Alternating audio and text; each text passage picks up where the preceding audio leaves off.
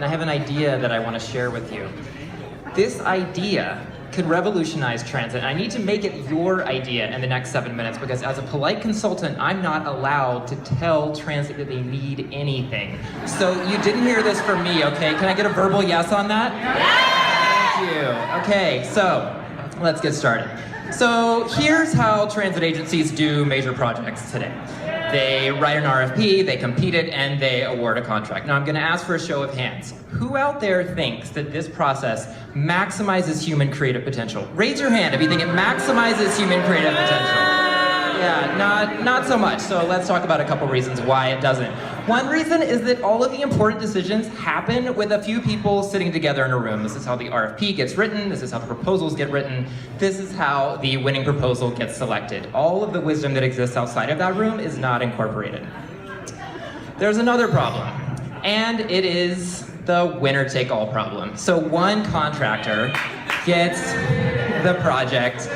This contractor then executes the project exactly as they said they would, when with perfect foresight they wrote the proposal and they foresaw all of the potential problems along the way, and they execute on time and on budget, or not so much. Again, shutting out collaboration and creative potential.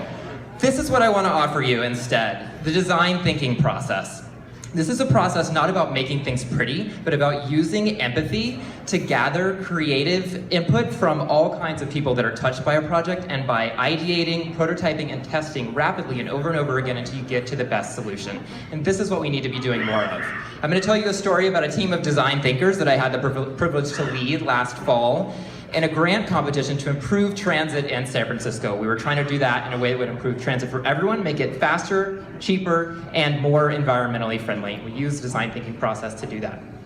So, we wanted to focus on buses.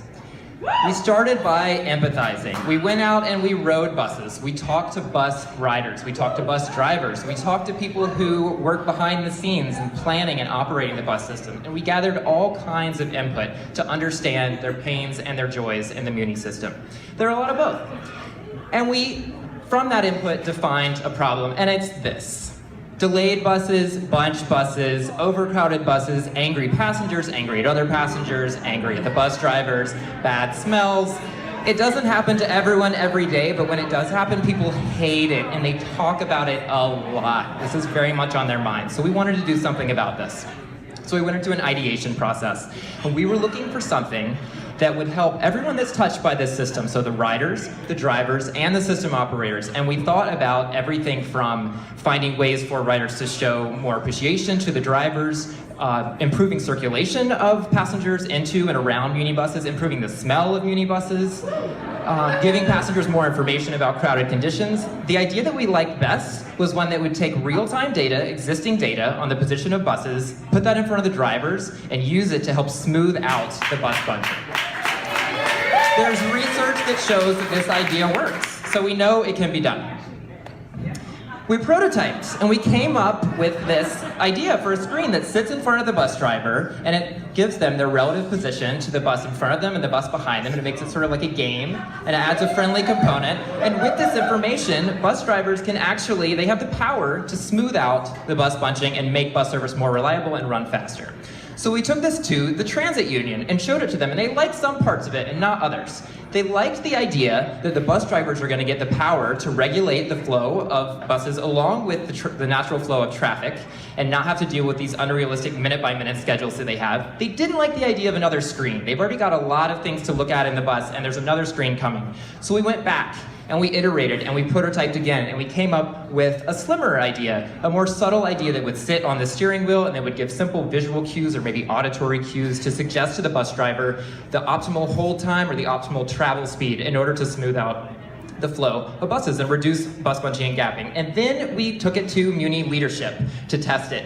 And they said, wait a minute, we're in this other process where 4 years ago we signed a contract to redo the entire communication system, and it wouldn't do what you're saying that Headways would do, but we can't possibly abort that. It's already behind schedule, and we're spending $100 million on it. And we thought, we forgot to empathize with the people at the top. We forgot to empathize with their problem and their struggle with this horrible, uncreative process that they're already involved in.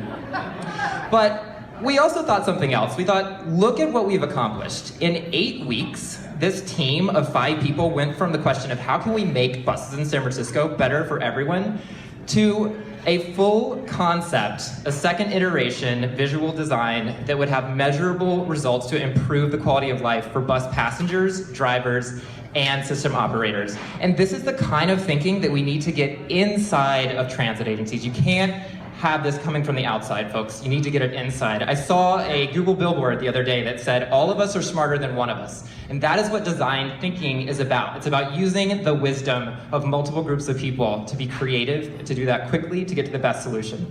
Now, you work at transit agencies and public agencies. I'm asking you to take this inside your agencies and promote it. And it's not gonna be easy, but the reward will be great. And I'm gonna tell you how you can start it, but first I'm gonna tell you why. Because if we want the kind of world that Volution envisions, and I know you do because you're here tonight, then we cannot maintain the pace of innovation that we currently have in our public sector and in our transit agencies. We have to speed that up. We have to find better ways to tap into the creative potential of more people.